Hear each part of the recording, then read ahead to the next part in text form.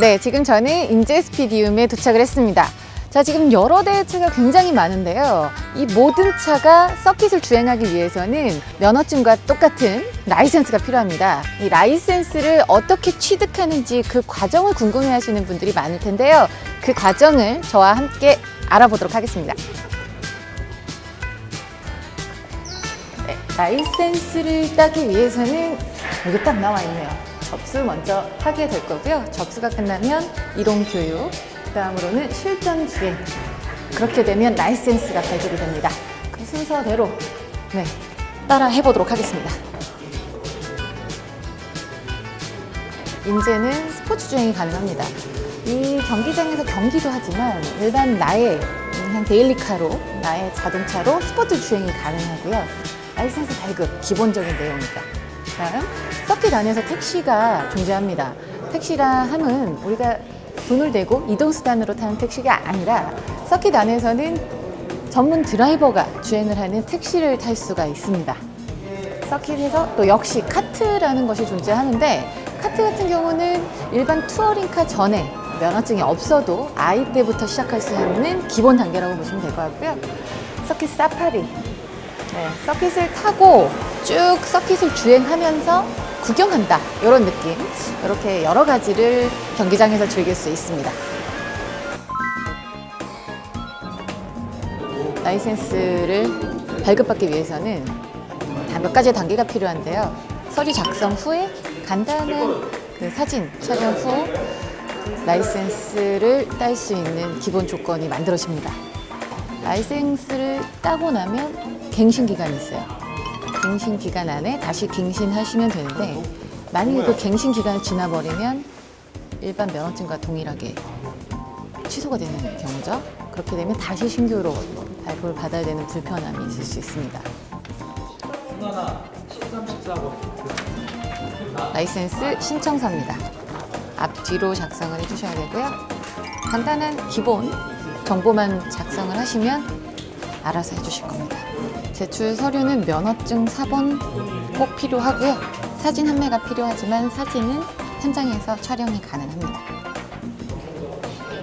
자, 이제 접수는 끝이 났고 바로 이론 교육장으로 이동을 합니다.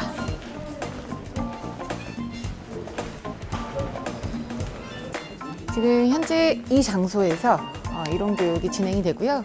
이론 교육에서는 정말 서킷 안에서 필요한 정보들 그리고 규율 이런 부분을 배우게 됩니다. 그래서 이 교육을 듣지 않으면 이수하지 않으면 라이센스 발급이 어렵기 때문에 꼭 이론 교육은 이수하셔야 됩니다. 자, 이제 이론 교육이 마무리가 됐기 때문에 저희는 이제 실전 주행으로 이동하겠습니다. 안녕하세요. 오늘 실기 주행하실 드라이버님이십니다. 일단은 오늘 서킷은 처음 타시는 거죠? 네, 처음 봅니다. 네, 일단 시트에 앉으셔서 시트 포지션이 굉장히 중요한데 서킷 안에서는 사실 몸에 롤이 좌우로 횡지가 많이 걸리기 때문에 시트 포지션부터 간단하게 얘기를 하고 가도록 하겠습니다. 풀브레이크를 밟아볼게요. 브레이크를 끝까지 밟은 상태에서 무릎이 살짝 구부러지는 정도. 끝까지 밟으신가요? 네. 네, 끝까지 밟은 상태에서 무릎이 살짝 구부러지는 정도와 스티어링 위로 손을 한번 올려볼게요. 손을 한번 완벽하게 손을 뻗어서 올렸을 때 팔목이 걸쳐지는 정도가 되셔야 되는데 살짝 안 걸쳐지죠. 이럴 때는 스티어링을 좀 낮추거나 또는 등받이를 살짝만 놀리게 되면 팔목이 걸쳐지는 정도가 됩니다. 네. 자, 그 상태에서 머리 위로 주먹을 하나 넣어보실까요? 주먹을 하나 넣었을 때 이렇게 세워서 넣었을 때 천장과 유격이 그렇게 많지 않은 정도 잘 맞으신 거고요. 조금 이따 시동을 걸었을 때 스티어링을 180도 돌리고 반대로 180도 돌렸을 때 팔이 펴지지 않는 정도가 되시는 게 정확한 시트 포지션입니다. 자, 이 상태에서 시동을 걸고 우리는 이제 출발하도록 하겠습니다. 네.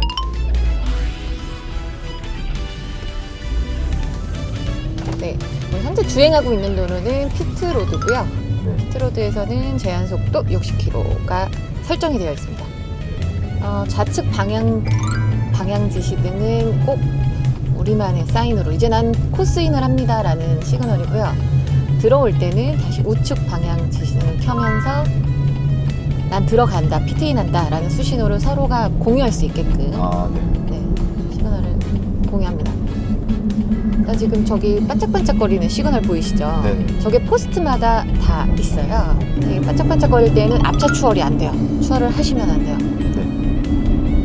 그래서 전방 주의하면서 항상 시야는 전방을 바라보면서 주변 상황도 잘 살피면서 주행을 해야 됩니다. 모터스포츠 안에서는 깃발 신호가 굉장히 중요한데요. 깃발 신호에 대해서 간단하게 설명드리겠습니다. 일단 황색기, 전방에 무언가 사고가 일어났거나 스피드한 차가 있으니 유의해라 라는 시그널이고요. 그 다음으로는 적색기. 적색기 같은 경우는 지금 현재 너무 위험한 상황이 펼쳐져 있으니 더 이상 주행이 불가능하다라는 시그널이기 때문에 피트인, 전 차량 안전하게 피트인을 하는 시그널이고요.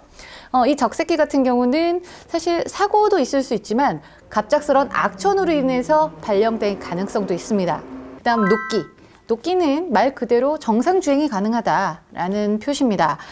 자, 그 다음으로는 드라이버가 조금은 부끄러울 수 있을 만한 깃발이기도 하지만 사실 굉장히 중요합니다. 청색기.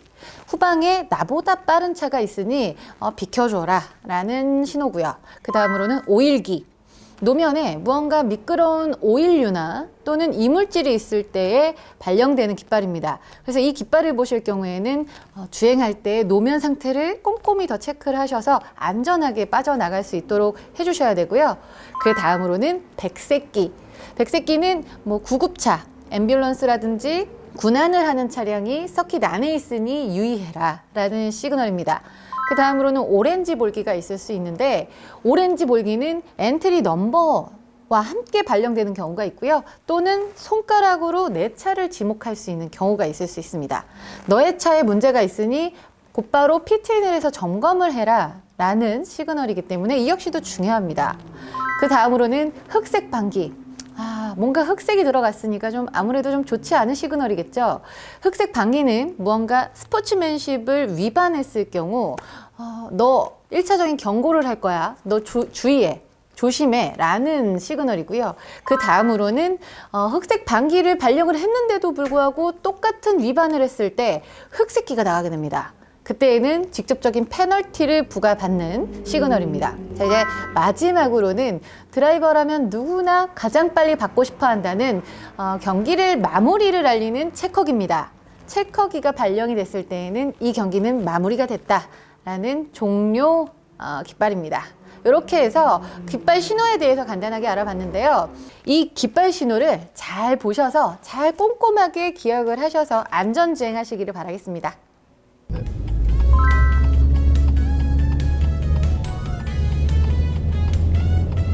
주행을 하게 되는데 여기서 첫 번째 주의할 점이 있어요. 왼쪽 실선, 하얀 실선을 밟으시면 안 돼요. 왼쪽에 보이시죠? 이선이요? 네, 왼쪽 하얀 실선을 밟고 지나갈 경우에는 페널티 사용입니다.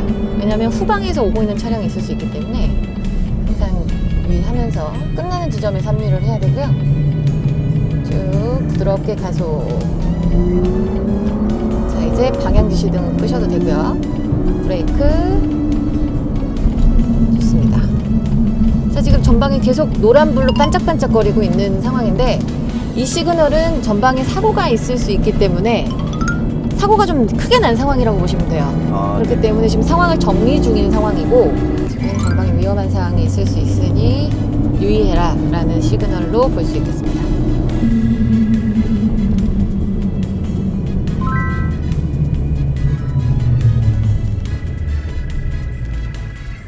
지금 전방 페이스카가 아마 사고 상황을 피해서 페이스를 낮춘 것 같은데 이때는 절대 추월을 하면 안 됩니다. 여기에서 추월했다가는 탈락이에요. 네. 만약 계속 환기가 진동을 하다가 적기로 바뀔 경우가 있어요. 네. 그때는 경기 중단입니다. 무조건 피트인을 해야 되는 상황. 진동으로 막 반짝거리다가 갑자기 정지. 그러면 아 이제 추월을 해도 되나? 라고 생각하실 수 있는데 안 됩니다. 추월은 금지가 되어 있고요. 자, 그 다음 포스트를 넘어가게 되니까 바로 레드 시그널로 네. 바뀌었죠. 이때에는 더 이상 경기를 진행할 수 없다. 주행을 진행할 수 없다. 해서 피트인을 해야 되는 상황입니다. 피트인을 하기 위해서는 우측 방향지시등을 넣어주시면 난 피트인을 한다 라는 의미로 받아들일 수 있겠습니다. 자, 이제 전 차량 피트인을 했고 합격하셨어요. 끝난 건가요? 네, 끝났어요. 굉장히 빠르게 합격하셨어요. 자, 여기서부터는 60km라고 표지판이 있는데 여기서부터 60km 이상으로 넘어가게 되면 역시 그것도 페널티 대상입니다. 그 스피드건 있죠? 스피드건으로 직접 책정을 해요. 그래서 60km를 넘어가면 위험한 구간이고 여기 구간은 피트로드 사람들도 많이 왔다 갔다 하기 때문에 항상 전방 시야를 준수하셔야 됩니다. 네, 이렇게 해서 합격을 하셨습니다. 굉장히 간단하죠. 오늘 같은 경우는 좀 쉬운 편이었어요. 아, 그렇군요. 네. 여러분 즐겁게 보셨나요? 즐겁게 보셨다면 좋아요와 구독 클릭 부탁드려요.